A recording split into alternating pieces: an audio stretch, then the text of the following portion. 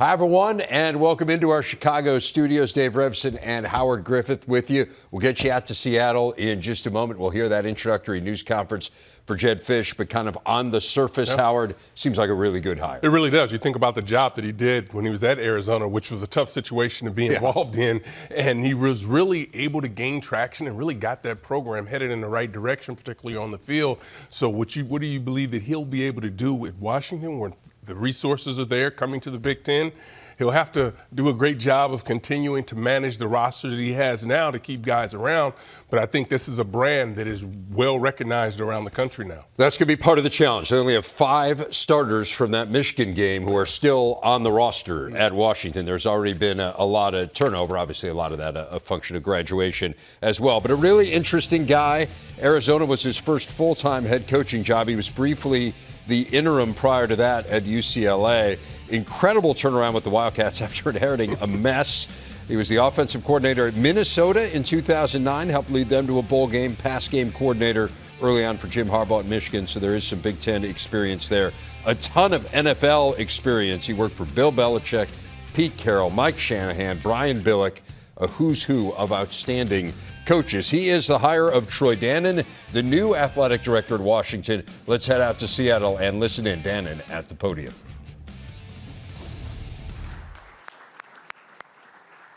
Good morning. It is a great day when we get introduced to the 31st head coach in a 134-year history of Husky football. Before I get started, I have several thank yous. I want to make. I want to start with our players and our staff, the football staff. You know, the last week they haven't even had a chance to celebrate a national championship game appearance, and you know we met with a team. They've been awesome, absolutely unbelievable.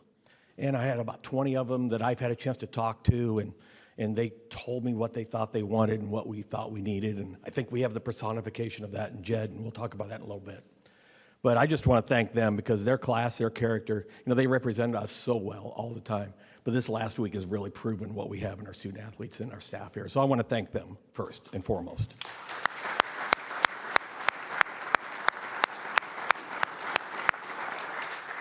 I want to thank Ashley and Kendall sitting down here, the Fisch family daughters. Zaylee's not here, but I want to thank them because, and I just went through it myself, them agreeing to come.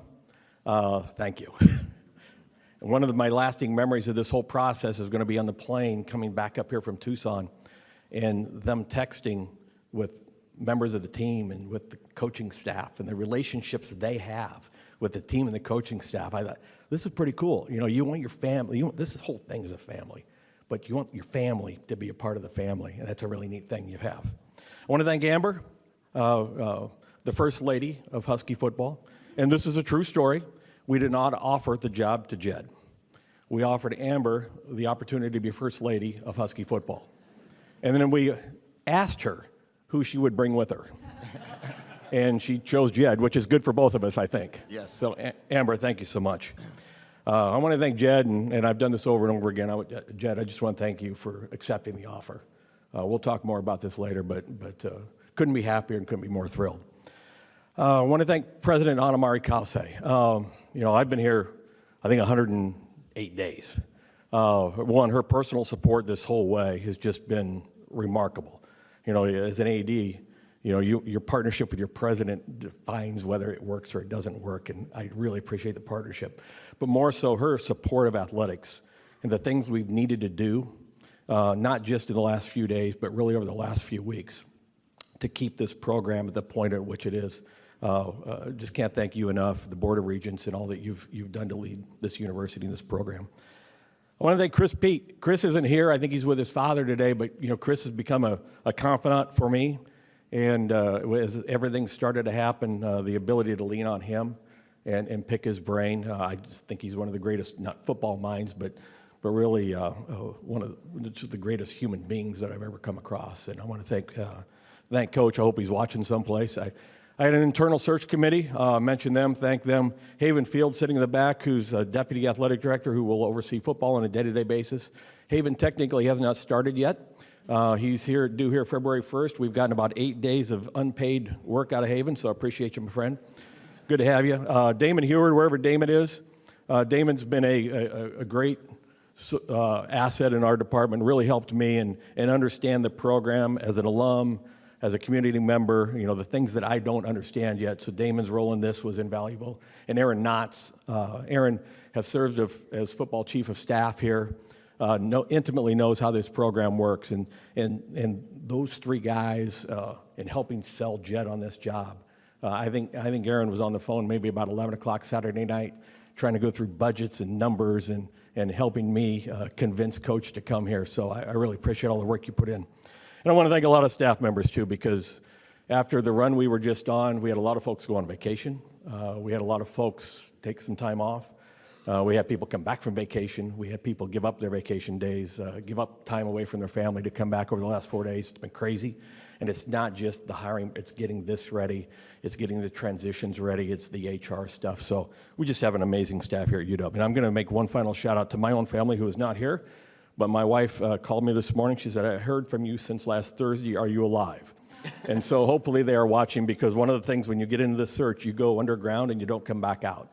And so I haven't had a chance to talk to my family for a few days. So appreciate and hopefully they're watching. Now, it is true that ADs have this list. And it doesn't sit in your desk drawer because somebody will find it.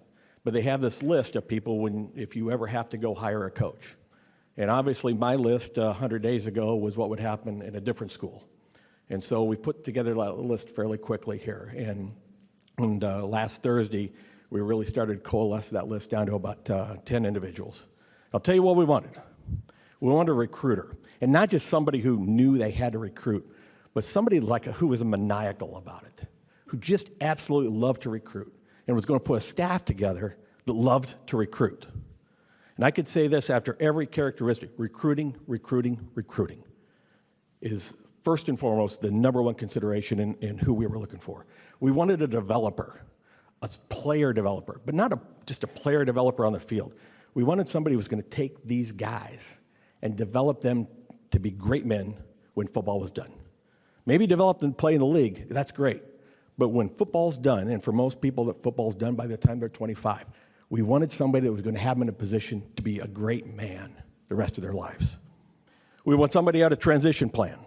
We're moving to a new league, different competition. And, ideally, I wanted somebody who had Big Ten experience, which we found. But we want somebody who was ready to transition us into the Big Ten and continue to win championships once we got to the Big Ten. Wanted somebody with energy, passion, enthusiasm. Somebody who wasn't going to change this culture because the culture is wonderful, but who was going to build upon it, enhance the culture that we already have. I want somebody that's going to push each and every one of us someplace we've never been pushed before. I think it's really, really important. And we wanted a winner. Somebody who's been around winning and understands what winning is. And if you look at Jedd's resume, he's been around winners, like the greatest of the great professional and college coaches. He's been around winning. And then how does that translate? We wanted somebody who could take that and translate it to winning, which he's shown he could do in the league that we're in.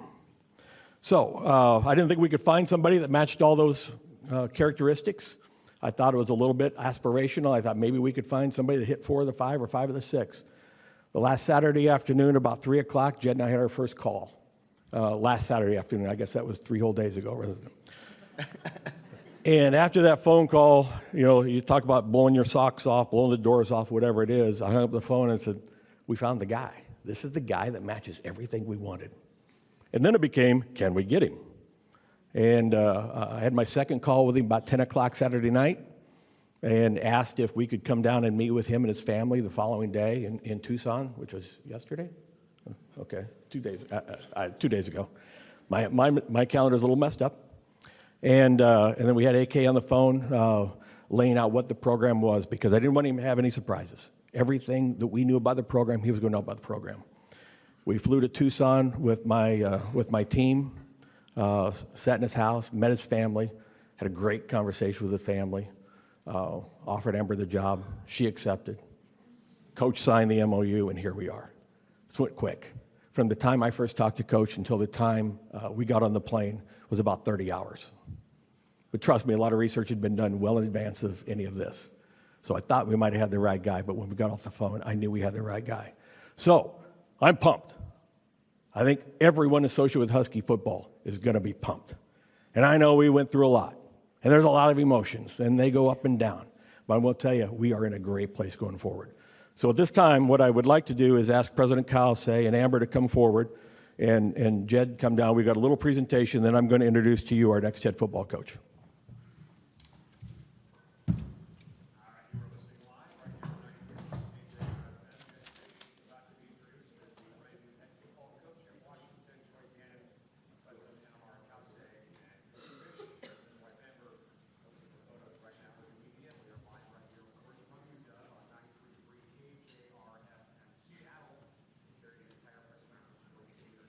I don't need the microphone for this. Please welcome our next head football coach, Jedd.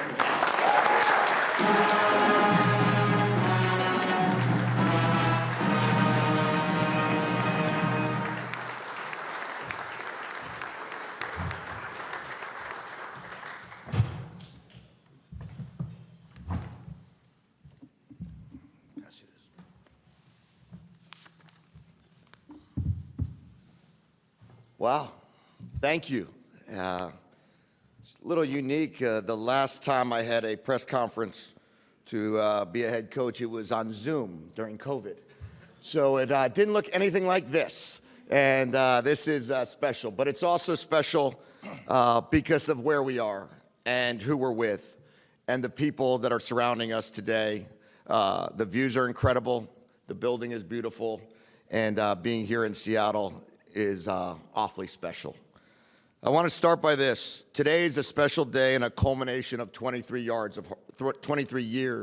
of hard work.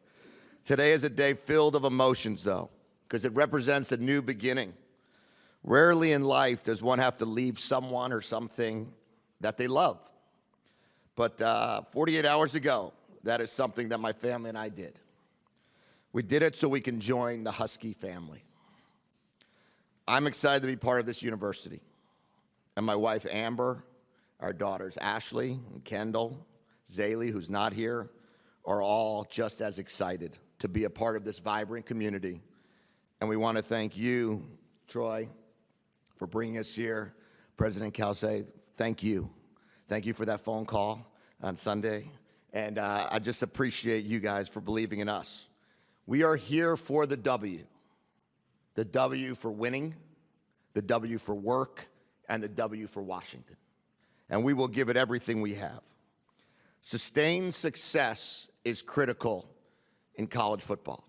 The ability to each and every year compete for championships. The ability for each and every year to be able to be at the top of your conference, at the top of the nation. University of Washington allows that opportunity. Our goal is to create a future that we are all proud of. This is where we want to win. And I understand that I'm going to have to earn our players' trust. I'm going to have to earn our community's trust. I'm going to have to earn our university's trust. And that's what I will take that challenge, and I accept that challenge, and I will give you everything I have to earn that trust. I understand what happened here a week ago. I know what happened in Tucson 2 days ago. And I will give it everything I have.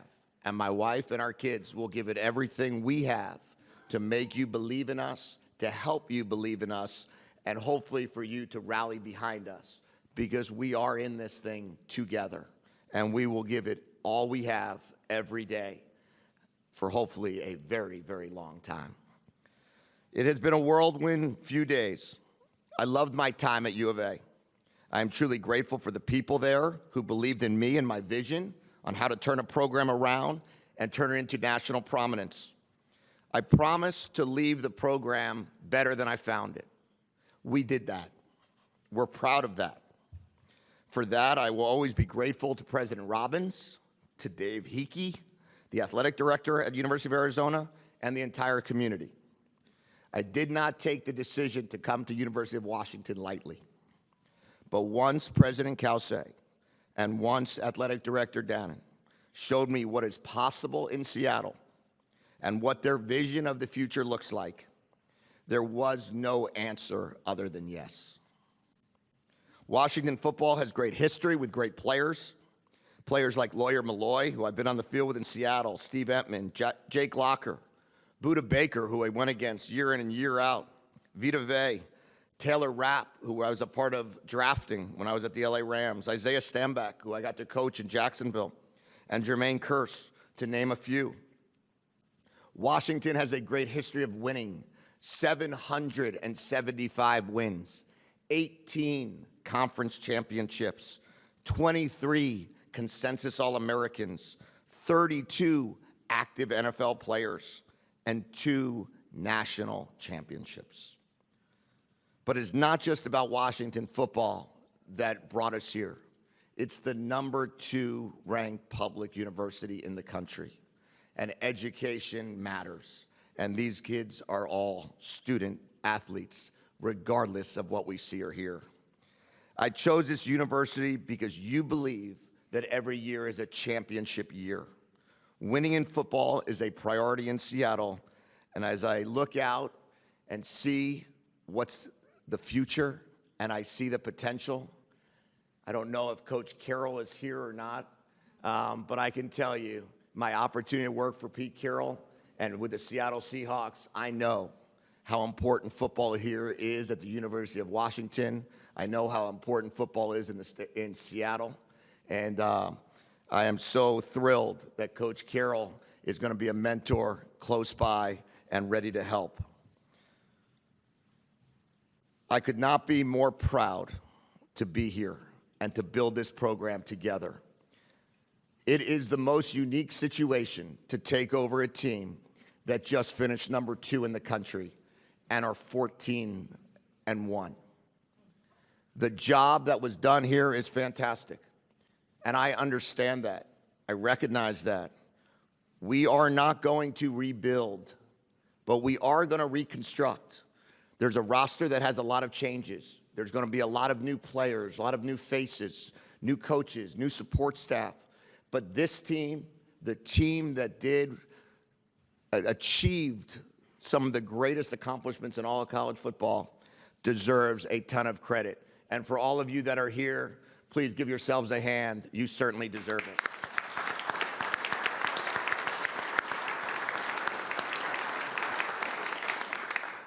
I was able to receive a fantastic text message last night from Coach Peterson, and I can tell you how appreciative I am and how much respect I have for him, how much respect I have for Don James. I've worked for guys like Dom Capers that work for Don James, and you hear consistently about what a special person he was. And I recognize that what's so important of all the coaches that have paced that sideline is it's about character and it's about commitment. It's about excellence. It's about doing it the right way. Universities are not defined by a coach, but by the young men in this program. In 2024, college football has changed, and we all have to recognize that. I do believe that our culture is transferable. Our culture is us. Our culture is people. You can compete with schematics, but you win with people. And that will be exactly what we preach every single day. We recognize and we will own the responsibility of putting a great product on the field. We also hope that our community recognizes and owns the importance of name, image, and likeness, and everything that goes along with putting together a fantastic roster. For 14 years, I coached in professional football around some of the brightest and greatest minds of all time and some of the greatest players that have ever played. Our program is about development. Our program is about opportunity. And we will go to extraordinary lengths to develop players, and we will go through extraordinary lengths to give those players incredible opportunity, whether it be in professional football or whether it being a professional in society. You have demonstrated a genuine commitment to me and to my family, and we will be forever grateful for that. I will show you that same commitment. I am grateful for what this will mean to the coaches who will work here. I am grateful to what this will mean for the student athletes who will play for us. We want to be the best place for all of them. Thank you to the president, to the athletic director, and all who were behind the scenes that chose me, and our vision for the program. I promise you, we will make you proud. Go Dogs.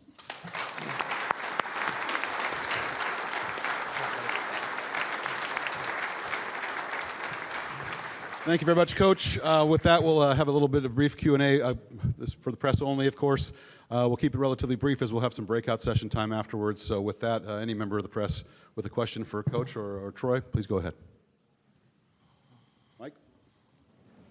Mike Farrell, Seattle Times. I'm curious, obviously you know the situation here where there's been 3 coaches in 5 years, and there's a fan base that's been taken through ups and downs, and probably is wondering whether they should keep on watching, keep on buying tickets, all those things. What would your message be to a fan base that has been through a lot and is wondering how much they should commit to this program? Well, I would start with, I think they probably enjoyed the season and saw a lot of wins. And I would say that I understand that there's always concern currently in the environment we're in about how much can we get behind one person, one coach, one situation, but they're getting behind a university. They're getting behind the team. They're getting behind the players. They're getting behind the history. So I think the greatest part of what we have here is we have a fan base that's supporting University of Washington, that's supporting the Husky Nation. And I would imagine that they loved every aspect of going 14-1.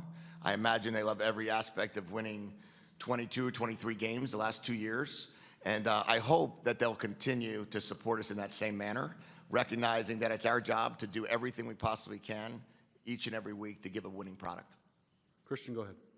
Troy, I'm curious about the timeline. When did this search really start, considering when you started to find out about the possibility of Alabama and all those things? Well, in some ways, you're in search mode every day. You never know. And so obviously that list was percolating. And but really, when I got notification on Thursday that from Alabama that they wanted to talk to Kalen formally, we kind of went into full-bore lockdown search mode. Now, if we didn't need to hire a coach, we didn't need to hire a coach, but the exercise began at that point in time. That's when I like to use the term lockdown. Well, that's when we got in the office and just started really digging. But in some ways, and you know, and I've said this, you know, when we had an unsigned contract and we couldn't get it signed, you know, it gave me pause. And so I wanted to make sure that I was prepared if we got to this eventuality. Aaron, go ahead. Jedd, welcome to Seattle. Welcome back to Seattle, I should say. Thank you. Kind of piggybacking off of what Mike was saying, in terms of being here long term, is this a place where you see yourself setting down your roots and being here long term in the current environment? And given that the last person said that he did, and now he's at Alabama, what would you say to that? Right. Well, I think that's always the problem, right? You can't be right, you can't be wrong, whatever you say. I know that comment's always going to be made. Is it a destination job? I would answer it this way. The Big Ten, the SEC, right now is who's leading the football pathways. The college football landscape is about getting to the CFP.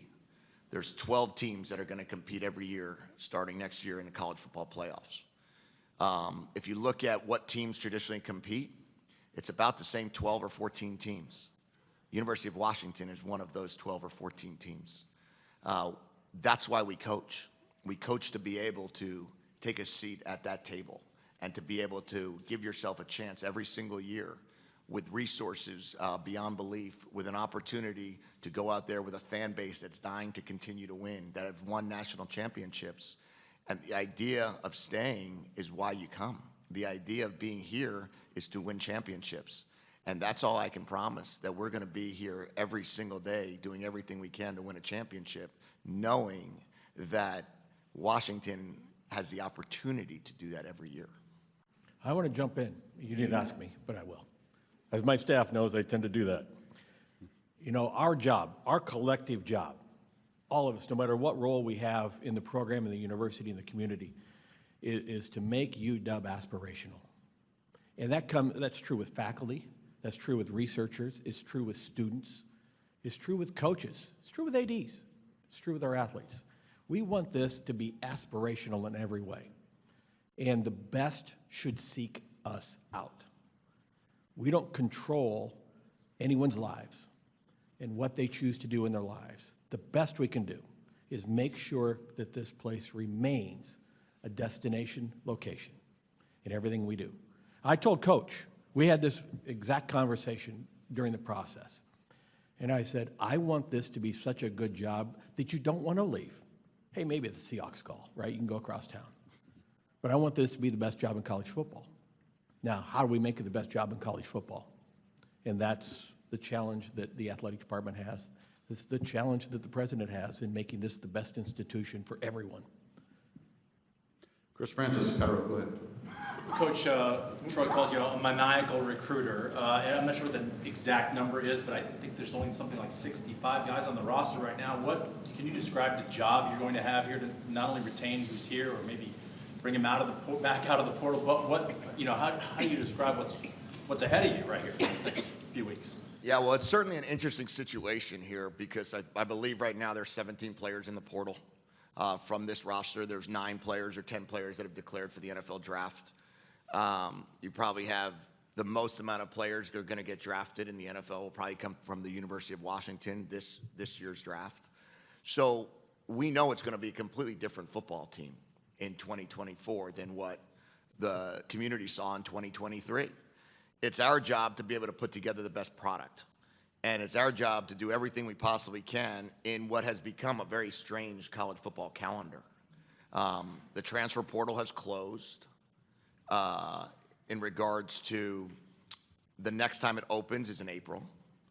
The early signing date has almost caused 90% of the high school students to sign early. So the availability of scholarship players is going to be interesting, to say the least. But what we have to do is we don't just recruit for 1 year.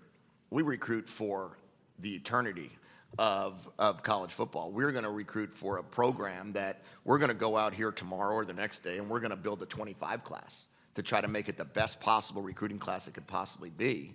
And then we're going to see what happens over the course of these next couple weeks on hoping to retain this team the best we can. And then if there are other available players that are in the portal, then we're going to look at those as well. But what it comes down to is we want to maniacally recruit daily for as long as we are here. And we're going to recruit the 25 class, the 26 class, the 27 class, the 28 class, and continue to try to build a roster that we can all be very proud of. Questions? Go ahead, Lars. Yeah, Coach, building off of that, how do you view building a roster from a numbers perspective, high school transfers? How do you go about doing that? What's your philosophy on that? Yeah, we're about development here. And what we really pride ourselves in is finding high school players and developing them. One of the issues that's happening in college football is that high school kids are being looked over because everybody's in this constant quest and the pressure of having to win this exact second. The beautiful thing of starting in day 2, of a lengthy contract is that we could find a way to build this team for sustainable success and not feel like every year you have to go find transfers to fill holes. Now, we would love to be a team that can sign 20 high school kids every year, 25 potentially, and then use what I call free agency or the transfer portal to fill in the gaps. When you've coached in the NFL for a bunch of years, you learn that you want to build your team through the draft. You don't want to build your team through free agency. You want to build your team with a mission that you can get players, develop players, keep players, retain the players, and then bring in people to help you win the championship. And that's what our goal is going to be, and that's how I envision it happening. Kim, go ahead. I know there's a process and things need to be finalized. It's good to see Jordan Paopao back here. He was here before. Jimmy Doherty was here before. Number one, can you tell us how much input they gave to you about what's going on up here in the past? And do you have people from Arizona on your staff that you have definitely locked in that will be coming back up here with you? Yeah, one of the things that Troy asked me when he interviewed me is, tell me a little bit about your culture. And I said, not explainable, but transferable. And because it's all about the people that made our culture. Our coaching staff in Arizona made the culture to work at Arizona. Those people are extremely important to me. When this opportunity came up on Saturday night, Sunday morning, I spoke with Coach Doherty, Coach Carroll, Coach Pow about their experiences here, living in Seattle, coaching at UW. What does that mean? What does that look like? Tell me everything. And it's going to be our goal to be able to get all of them here and to get that crew together, stay together. We have some fantastic coaches. I hope all of them come with us here, and we're able to bring that camaraderie, the personal touch, the families all together, and I think we will. Just a couple more, Chris Egan. You've talked a lot about just work right now, but let's talk a little fun. Have you even thought about coming out of that tunnel and what it's going to be like in that stadium there? Well, I haven't had much fun in this stadium, to be honest with you. So I haven't done a lot of thinking of that. We had Vita Vea give Josh Rosen a concussion on this field in 2017. That was a tough loss. Then in 2022, we had a shootout. If you can remember, it was 49-39 in that game. Tough holding penalty there. That was a tough one. But I would say this. I would say that, you do always imagine, and I have the greatest office view probably of all time. And when you look out there and you see that stadium and you see the water and you see that that every seat is going to be full, that you could just imagine, what that's going to feel like. And running out of the tunnel and what that's going to feel that very first game, the jitters of, both calling the game and running out the tunnel will be at a high end. But we're going to be excited about it and can't wait. All right, I'll take last question from Nico Tamarian from Como. First of all, welcome to Seattle. Just as Troy mentioned, he's always kind of monitoring the coaching landscape and seeing great coaches out there. As you've gone through your travels both in the college and pro ranks, was Washington a place always in the back of your mind? What was always your impression of Seattle and Washington specifically? Yeah, as I went through the ranks, and each move that I made was made really for one reason: to get to a place that could win a national championship or to get to a place that could win a Super Bowl. And not everybody can. Not everybody has. And all 32 teams in the NFL can't or have shown that they can't. All 130 colleges in Division I football can't. All 68 now Power 5 teams can't. So Washington can. So was it on my list in terms of a list of schools? I don't have a list of schools. There was never a list of teams. It's, is there an opportunity to win a national championship? And then if you do, can you do it again? And if you can, that's an opportunity that you can't say no to. All right, thank you everybody for coming. Press, we'll head over to the AD suite for a little breakout session. Thank you again. So that's the scene in Seattle. Jedd Fisch, the new head coach of the Washington Huskies, as they prepare to head into the Big Ten next year. And you heard Troy Dan and the AD say that Big Ten experience was part of the equation. We know Jedd Fisch worked at Minnesota. We first got to know him at Michigan as well, laid out his plan for Washington. It involves being a good developmental program. It involves recruiting maniacally. I like the use of the term maniacally. What stood out to you? I think the fact when you start to think about the times when coaches are coming in and take over programs, a lot of times people throw the word changing the culture. We need to do this, we need to do that. He recognized that it's a good culture in Washington because of what they've been able to do over the last couple of years. So he talked about it just being able to bring some of his people in and it being transferable. More so what they were doing in Arizona, just how he was able to develop that staff. And I don't think that's to say that any of the guys that are on the current Washington staff won't have an opportunity to be on Coach Fisch's staff, but he just talked about just his familiarity with them. And this is going to be big. I mean, the fact that he wants to continue to develop, he wants to do it through the high school ranks. He'll probably be forced to do more portal this year, But it's one of those processes and balancing acts that he'll have to do. But he's proven that he can win in a tough situation. Now, come into a situation where all the resources are there, new conference, I think it'll be much easier for him to make the transition. I'm really fascinated to see how this plays out. We talk about when there are coaching changes, sometimes it's because a program has slipped, and sometimes it's because a program is in a really good spot and the head coach leaves. This is obviously the latter. Yes. I mean, they just played for a national championship, so we'll see how Jedd Fisch is able to maintain it at Washington and keep it going for the long haul, and look forward to having them in the conference next season. Thanks so much for watching here on the Big Ten Network.